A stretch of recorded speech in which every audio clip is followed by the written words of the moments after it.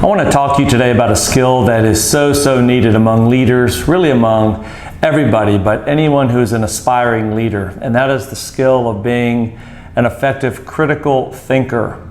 If there's one thing that's happening more and more today that's really detrimental, I think, to organizations and to our society as a whole, it's living in these echo chambers where all we listen to or all we read are things that just reinforce our own already existing beliefs.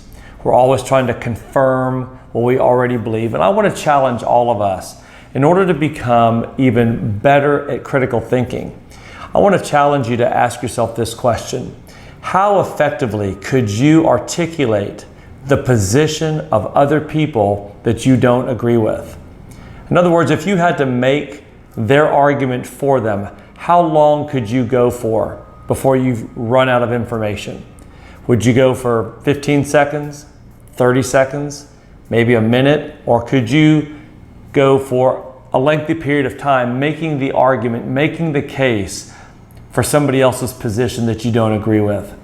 The longer that you can go in making somebody else's argument, the more you're going to be able to think critically about what you believe and why you believe it, and why you don't believe another person's position.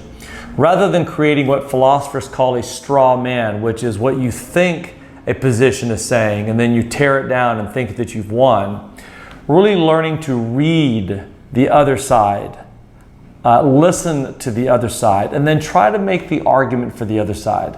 And practice that. Get to a point where you're always thinking about what the other side is trying to say and make their argument for them.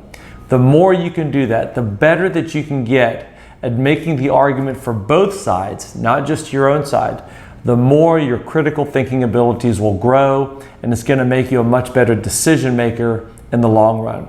So I want to challenge all of us. Rather than just living in our little echo chambers, let's go ahead and try our best to make the arguments for people that we don't always agree with.